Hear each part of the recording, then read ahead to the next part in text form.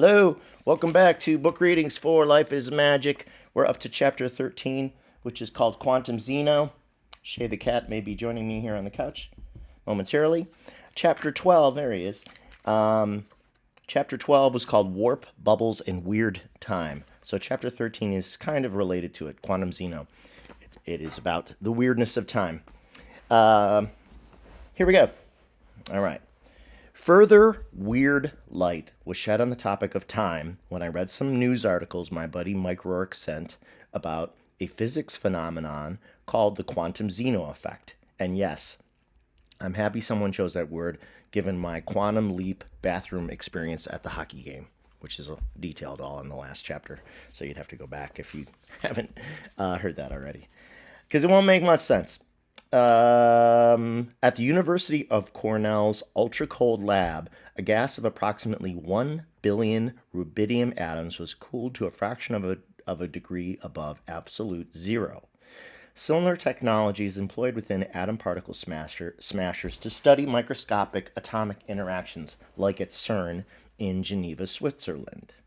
In this state of deep, deep cold, the rubidium atoms arranged into a lattice, similar to a crystalline solid, but they still had the ability to alter their positions within the container.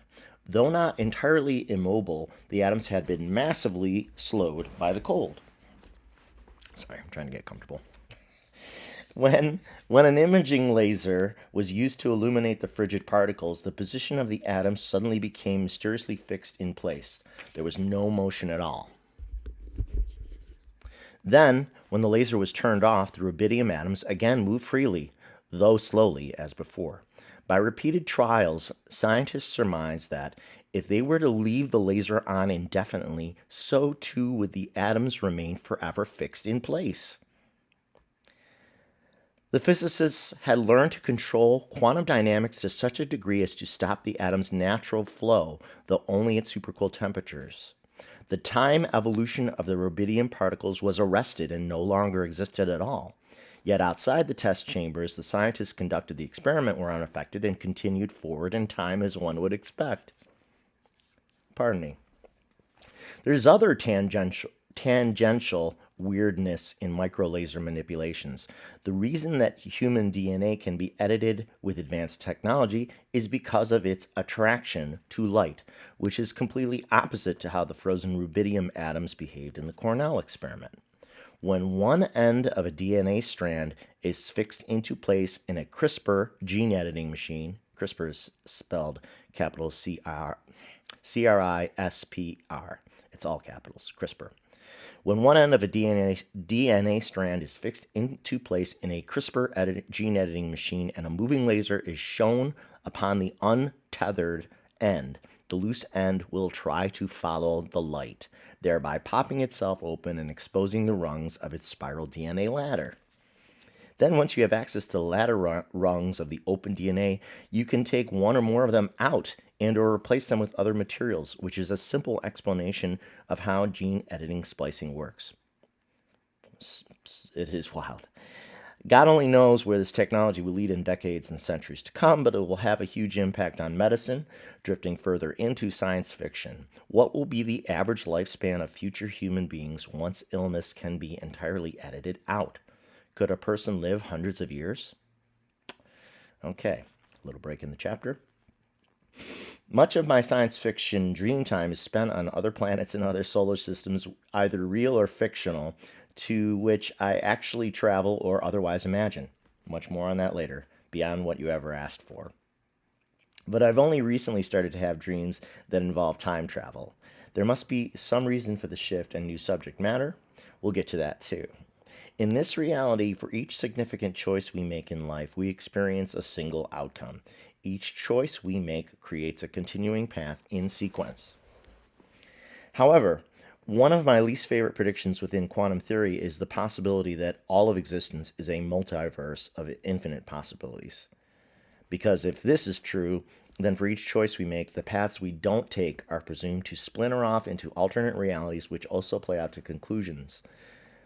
conclusion, which means that there are infinite alternate versions of every person who has ever lived in infinite alternate time frames on infinite alternate Earths in infinite alternate universes, living out every alternative possible existence a person could ever have. Yikes. The main reason I don't like this concept is because it's so messy and it makes my brain hurt. The amount of raw power it would take to run infinite universes is probably infinite and incalculable too, and impossible to comprehend. If God is infinitely powerful, as if God is infinitely powerful, I guess it's not an issue. But what's the point of there being infinite universes? If every possible choice is played out somewhere else, doesn't that render free choice less meaningful? I don't know, but I don't like it. Instead, I feel it would be more beautiful if all of the possible universes sit waiting in an undetermined quantum state and a single reality emerges from the sea of possibilities only when we make definitive choices forward as a collective, and individually too. Since there's apparently no way to be sure whether there are infinite versions of our universe, I'll tell you about two related dreams I had back to back.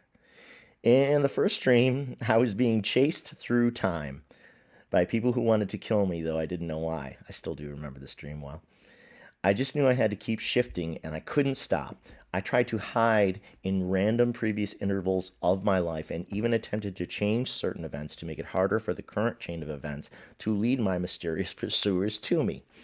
Unfortunately, the jerks employed the same strategy, anticipating my trips to the past and positioning themselves at still further points back in time in the timeline in hopes of cutting me off.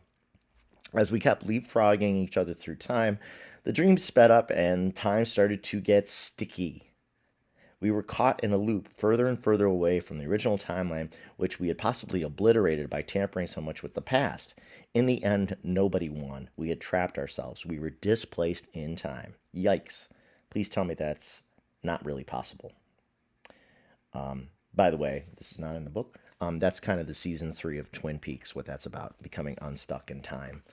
So if you really want to go on a trip, you could watch that, but you got to watch the first 2 seasons before that, or it will make even less sense. The premise of my second dream was simpler. It began 1 year in the past. I was with an anonymous friend discussing the next phase of my life. I was about to make some choices that would probably affect my course for the next 5 to 10 years if things played out as I hoped. I chose a direction I was happy with and moved forward.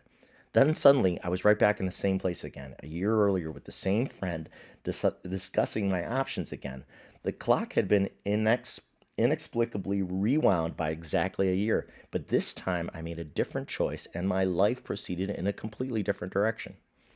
Then I became aware that by following the second path, the entire 12 months I'd spent on my original path had suddenly ceased to exist, though I could still remember them, like a sci-fi movie. Therefore, I knew I had to go forward on the second path, and that the original path and the last 12 months of my life had been erased. It was so weird. Can you imagine what life would be like if we could really do this? If you realized you had made a terrible choice and you were allowed to rewind the clock and choose a different direction, which would effectively reset your life by a year or some other amount of time? Might we not all start time jumping throughout the past, thereby dangerously altering and splintering time all over the places in my first dream? What would even be real anymore once enough people messed with the past to change their lives, thereby constantly altering the present and future in a way that would be nearly impossible to track or even comprehend? Maybe it would even crack time itself. No, things are better the way they are. We have to live with our mistakes, and hopefully we change and grow a result of learning from them, but we don't get the opportunity to erase the past. We also learn from our triumphs. Is the universe trying to reveal yet another strange potential aspect of its nature, namely the fluidity and malleability of time, or have I just watched too much Star Trek? Maybe. I don't know. All right, that's the end of chapter 13. Chapter 14 is called Is God the Ultimate Creative Computer? No, but a little bit. So that's the whole title. I'll read it one more time in just 1 second. I'm so caffeinated. Got the coffee shakes. Okay, chapter 14. Is God the ultimate creative computer? No, but a little bit. Well, We're in the deep end now, so let's keep diving. If you need a bathroom or a brain break first, now's a good time. Admittedly, the next few chapters are pretty dense, but then things lighten up again in the second half of the book, if you want to skip ahead. Given tens of thousands of years as the dominant and evolving life form on Earth, it was inevitable that humans would discover many of the mathematical principles which underlie existence and make intelligent life possible. If some type of creator exists, as I absolutely believe, then it must be at least partly computational in nature because the physical laws that govern existence are so precise and perfect that they allow life to flourish everywhere and for the universe to seemingly remain stable. Our universe behaves like a magical computing device, and its principles can be expressed in binary code and mathematical language. That doesn't mean that we've discovered how these physical rules came to be or how they were ever possibly conceived, but God is almost certainly the engineer. By the way, you can always use any word you like, creator, God, source. To me, they're interchangeable. It's just a personal preference. As I often say, I envision God as the ultimate creative artist married with the infinite power of an unfathomably powerful supercomputer. This is also why astrology and astronomy are the same thing expressed in different ways, since they're both based on the mathematically specific interrelationships among various planetary bodies in the solar system. The overarching overarching relationships and movements of solar systems within and galaxies within the universe, but also within the context of emotional energetic interactions. Most scientists, physicists, and mathematicians agree that the technology of any intelligent biological civilization like ours, which evolves on planets throughout the universe, will inevitably progress forward unless an unfortunate existential event, sorry, unless an unfortunate existential threat like an asteroid, mass corona ejection from the sun, or a nuclear disaster sets a civilization back for a period of time or wipes it out entirely.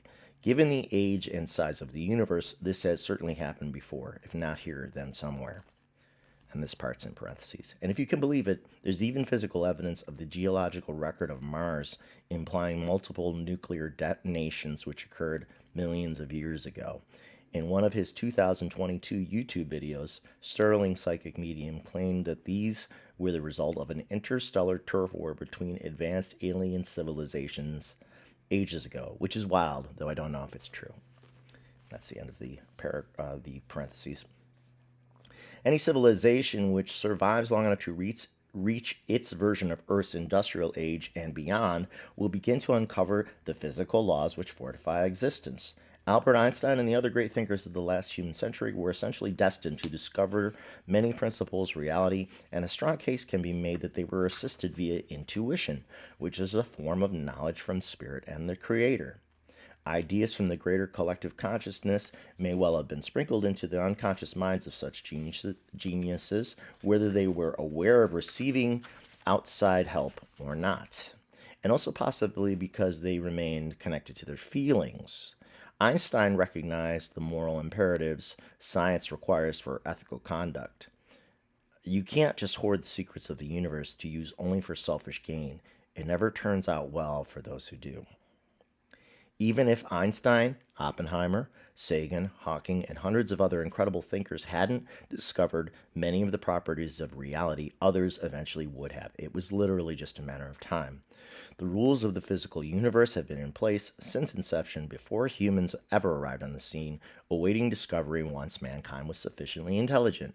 This is also why alien races have likely beaten us to this evolutionary stage. We cannot be the first to arrive in a universe nearly 14 billion years old. It's too unlikely. As we enter an even more computerized age, which often feels more like science fiction than reality, there will continue to be nearly unfathomable technological leaps ahead. Therefore, just as the discovery of many of the physical laws was inevitable, so too is the human development of ever more powerful computing devices. The next paradigm shift will almost definitely be centered around the relatively new technological frontier of artificial intelligence. Let's draw some parallels to help us think about it and how AI may relate to a creator. A human brain is composed mostly of neurons which either pass along an electrical charge, a signal to their neighbors, or don't. By sheer volume of neurons, can you see them? These connections are possible, allowing the brain via great redundancy to continue to learn and to overcome a degree of wear and tear over time. Neural networks in humans can be accurately described as complex computer algorithms that learn tasks by analyzing vast amounts of data. And basic artificial intelligence in computers imitates the human neural network, which is pliantly computational in nature and construct. It's fair to say that the computers of today are beginning to think like us. The main difference being that their processing ability, though impressive, still isn't as powerful as the human brain yet. Many technologists predict that computers will catch up with and then eclipse humans in raw computing power by the mid 21st century. In a sense, computers are of us as they imitate our brain construct, and perhaps both humans and computers imitate at a much lower level the essentially computational nature of God, the original artist supercomputer. And there's a dividing line in the chapter here indicating a new thought. At the risk of further complicating things, let me introduce you to Google Brain. Google Brain. Developed somewhat obviously by our powerful 21st century technology company Google, Brain is a virtual neural network, an artificial intelligence experience whose software simulates the learning model of the human mind. Google considers its project a shift towards a new form of artificial intelligence it calls deep learning. According to Time magazine, when the rudimentary version of Google Brain was first created back in 2011, it was possessed of immense raw computing power but had no independent ideas to reference to begin to operate. Void of any internal content, Google Brain had no inherent creativity. In some sense, it was a big, immensely powerful blank canvas without purpose.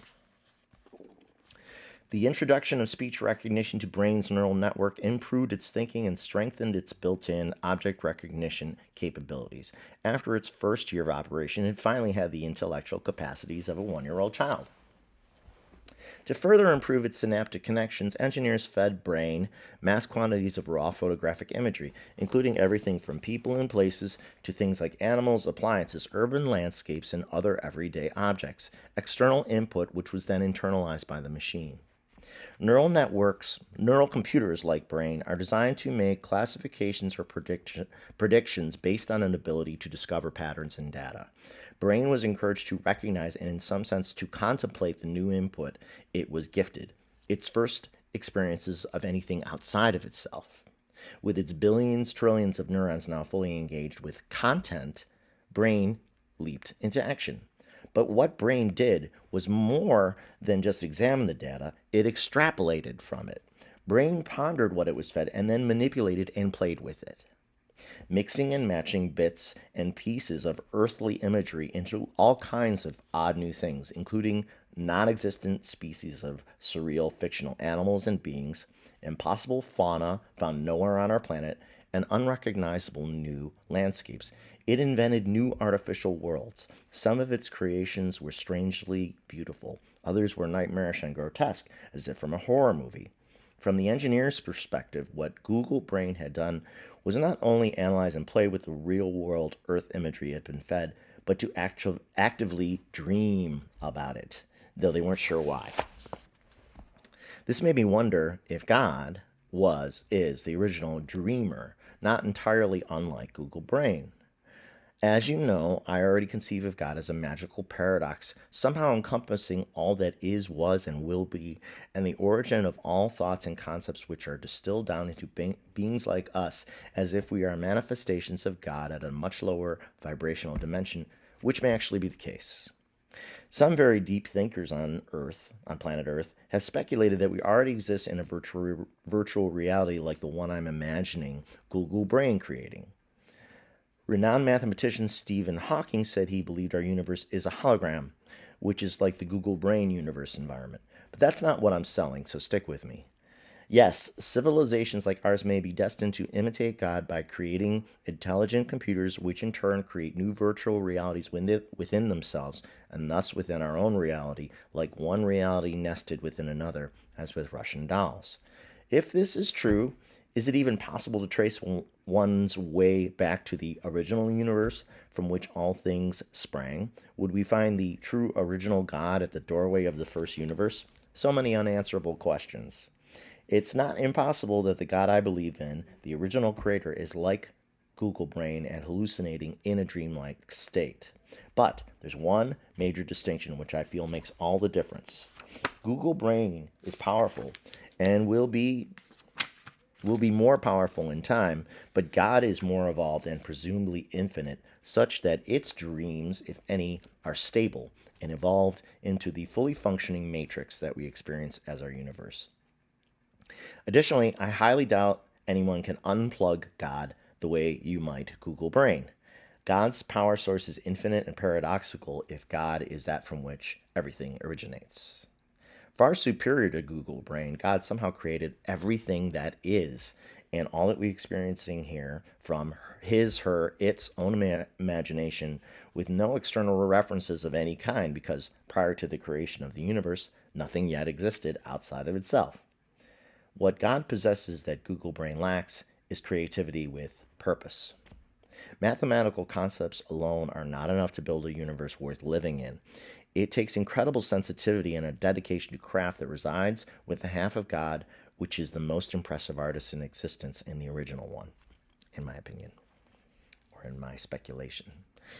Unlike Google Brain, God has no way to depend on another intelligence for its ideas because there wasn't one. God imagined and created the universe and all of its physical life entirely on his, her, its own. Impressive, to say the least. Every concept which governs our universe was also somehow inexplicably conceived by God. Phenomena like stars, solar systems, galaxies, supernova, black holes, and the existence of atoms themselves, as well as all of the human and animal senses sight, sound, smell, taste, touch with which an organic being might experience life on a planet, were dreamed up from scratch. Not only are they of impeccably logical construct, but they're painfully beautiful.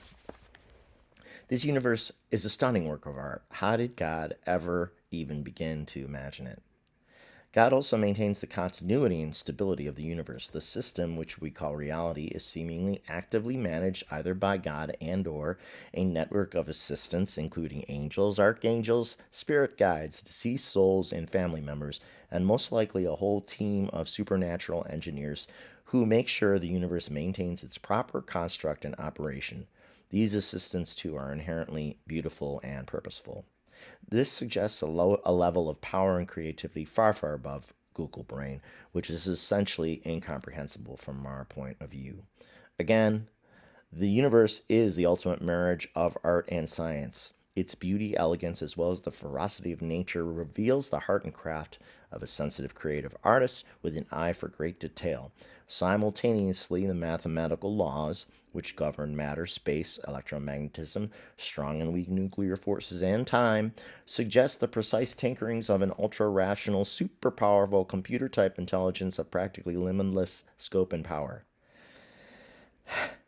The universe where we reside is essentially code, perfectly calculated to enable life, but which is also profoundly physically beautiful. These two aspects of logic and creativity are also mirrored in the two lobes of the human brain, and I'm of the opinion that the most successful people are those who embrace or are in some or are in some way able to maintain a balance between pure math and deep emotion.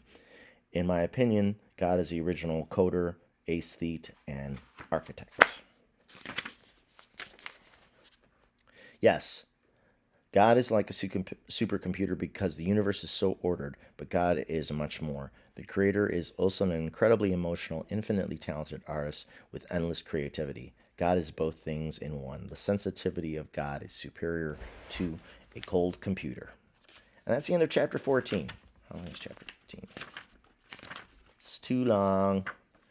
Too long. So, we're going to stop here, but I'm going to make a second video about a dream I had. So tune back in for that if you like. Life is Magic is available on Amazon. If you put in my name, Rob Falgiano, and Life is Magic, it'll pop up, or you can go to robfalgiano.com, and then there's a link to the book right from there.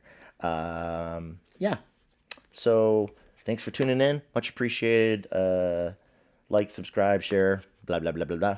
Catch you next time. Thank you. Bye.